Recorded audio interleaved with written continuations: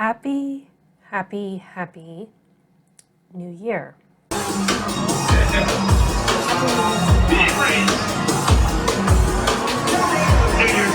2025 started off pretty interesting. Just before the stroke of midnight, I was thinking, okay, this is going to be a good year. This will be a much better year than 2024. As much as I resisted, I pushed myself that evening to go out with girls, maybe 10 years younger than me. And I said, hey, you know what? You still fit into that size 0 dress.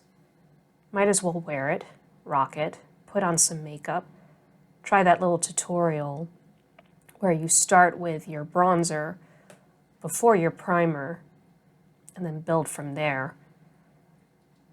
Just look kick-ass and sexy and do the best that you can. I did that. I was open. We went to the venue, which was really nice. And I was going with one girl that I knew. She was a former colleague from work, again, 10 years younger than me. So I felt the difference. And I also remember that time when I was that age, when I was eagerly looking around, wondering how I looked and who I'd likely kiss in the new year, or if there was some nice, striking, handsome person who was going to save me. We gathered with the other girls. One was 25, and then she started talking about how she considered going to RISD. That's where I went for college. But she ended up going to Evergreen and studied film and was working at Microsoft. I was thinking, wow, this girl is really interesting. And she has that fire and that passion that I remember once having at one point in my life.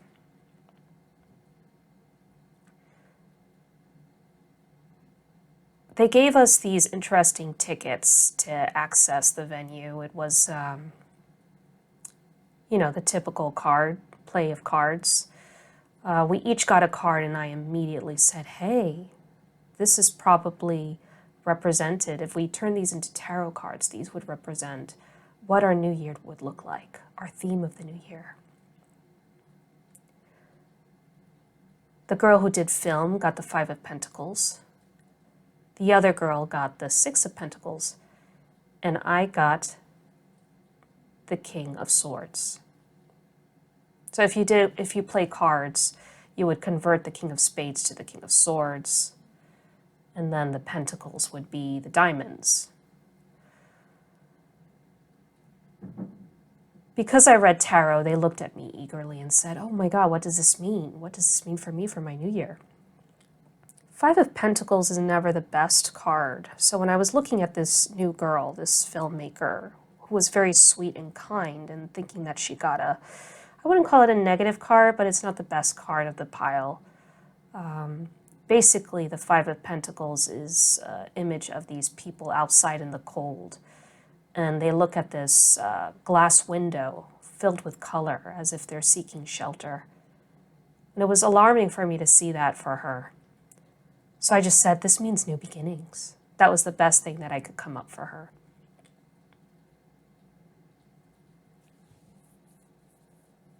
For the 5 of Pentacles, I knew that business was going somewhere for the other one. For me, the King of Swords, I was wondering, does this mean I'm going to meet someone finally who is, we fall in love based on how intellectual we are, based on our intellectual conversations, or does it more have to do with me using more my mind than my heart? I already saw myself going towards that path of using less my heart and more my mind. And that started happening the more I entered this field of counseling and psychotherapy. Finally, we got into the venue and we met up with some other people. It was a little awkward. The other girl was extremely anxious and her purse kept on breaking, and she eagerly asked me if she could put stuff in my purse. So every few minutes she would have to ask me to open up my purse, so she would pick up stuff from her broken up purse. The filmmaker girl continued to be very pleasant and kind, and then we met 2 other people there.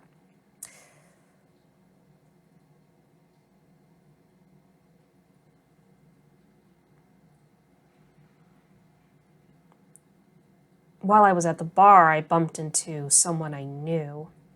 There's this bar I go to around the corner of my place. I'm pretty much a regular. They all know me. They all welcome me by my name. It's kind of embarrassing, and they know what I'm going to ask to drink.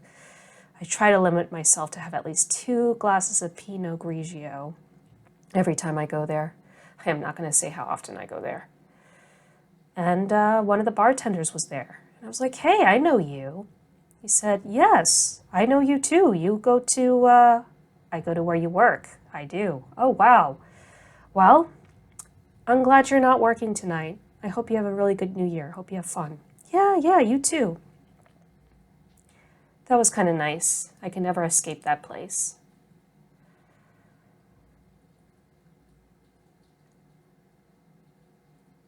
Inside there was this arcade, a space with arcade games, and that's what we engaged in for a couple of hours until the dance floor started getting bigger and bigger, and we went on ahead in there.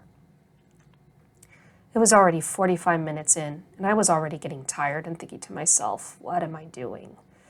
I was dancing with these young girls. We were doing the typical filming ourselves. Look how nice we look, and look, we're having a good time. We're in company. We're not alone. We got friends. We're popular. We look hot.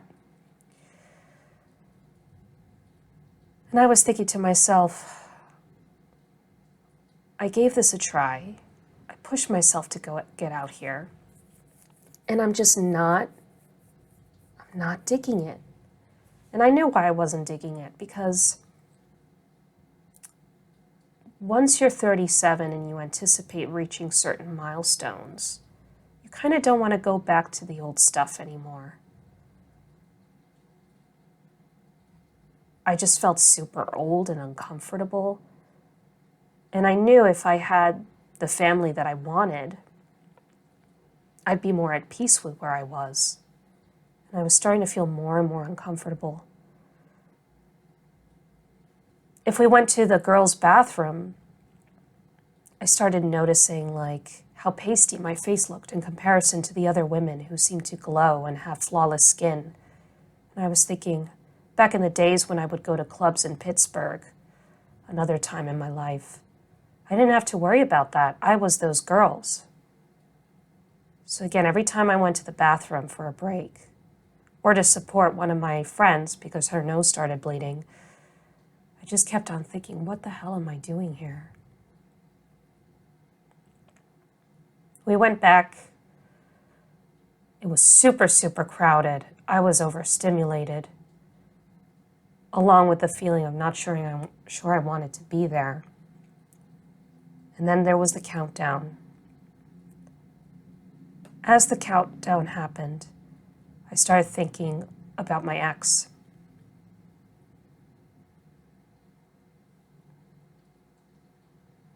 And the tears came out. And as soon as it was midnight and everyone said Happy 2025, I was done. I turned to the girls. They saw me crying. I was so embarrassed. They hugged me. Some stranger also joined the hug. There was a lot of love in there, a lot of care. And I appreciated it, but I was so embarrassed. And I turned to the girls and I said, I'm sorry, I think I really need to go now. Of course, we hung out a little longer, of course. I didn't want to hurt the other girls' feelings. One of the girls got her wish where a guy asked her if he could get a New Year's kiss from her, and he got it. And then he turned away casually, and there she was trying to search for him for the last 40 minutes. Internally, I was thinking, yep, that's happened to me before. He just wanted his New Year's kiss. He wasn't that interested. But of course, I didn't want to say that to her. She was really excited. She was like, he was so cute. Where did he go? We did a few walks back and forth trying to look for the guy, but he disappeared. I knew that was going to happen. She still has a few heartbreaks left to go in her 20s. Finally, we agreed to go. We took some pictures at the entrance of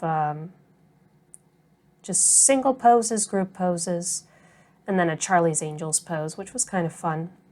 I did my best to move my neck forward so my lovely double chin wouldn't show up. And we left. As soon as we were waiting outside, I did get a text from my ex.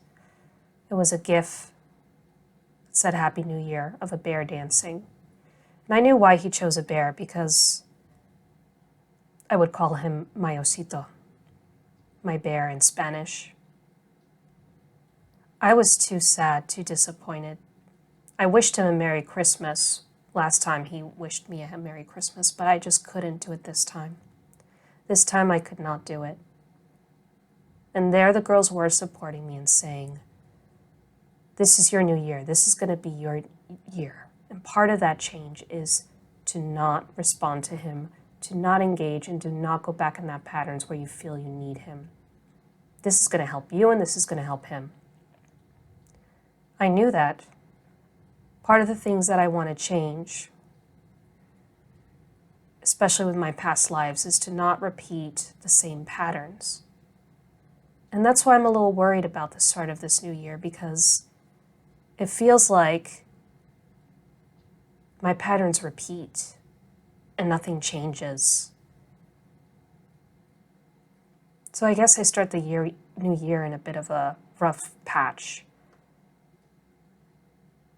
I tried to be hopeful and draw my tarot cards. I was more nervous than usual. I have a ritual where on New Year's Eve or New Year's Day, I draw some tarot cards, one representing 12 cards, one representing the month. And again, they were not that fruitful. And in disappointment, I just threw the cards and went to bed.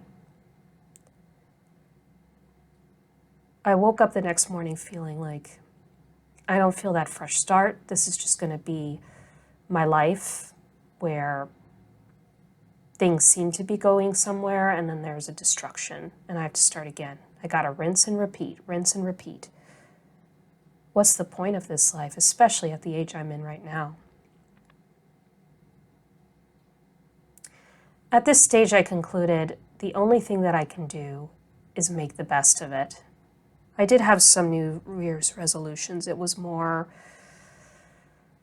changing a mindset, thinking of the things that I could nurture and work on, like my career, my private practice, generating leads, trying to be healthy now that I have a personal trainer, and try to be closer to my family now that I'm more accepting of our differences.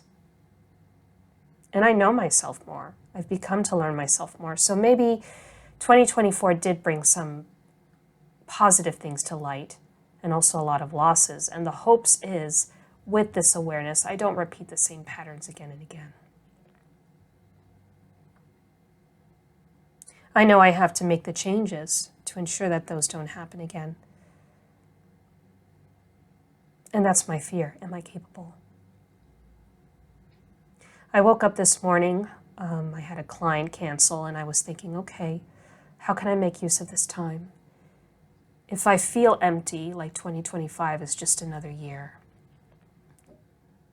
just that feeling of longing and loss and trying and things not happening, what can I make happen? I already got the personal trainer. I already have some money saved to start some marketing for my private practice. I already got 2 leads. Trying to think as positive as possible. Since I moved out of my ex's house, I got into this apartment building last April, and it's just been piled up with stuff. And I have never made this a home since I moved in, and that's already 7 months ago. So I figured that was another thing that I could add. Now that I got storage space, my brother visited me a couple of months ago to start putting all the stuff that I moved from the East Coast here into storage space. There's still some more in here that I could do to empty out the space. I now have a list in my car from Target of some new furniture and storage accessories that I could use for the bathroom and for all the extra clothing that I have all piled up in different corners of the space. This is a 20 square feet studio apartment, so it's really not that big. Plus, I didn't get any bedding. I've been sleeping on the same sheet since I moved in and haven't really cleaned it. That's how sad I've been. It's a bean bag from camping, so it's not even a sheet. This is where I have to make the choices to get myself up, to have a nice cup of coffee that I get around the corner, and just make the best of my situation. And know that this is a new chapter where I have a new life, where my soul is still here and has the opportunity to change any patterns or work through any of the patterns that I notice keep happening again and again and again. I know I could change the patterns. I know I could be patient. I know I can be forgiving. I can acknowledge that I'm scared, but here we are. Happy 2025. And thanks for listening to Chapter 1.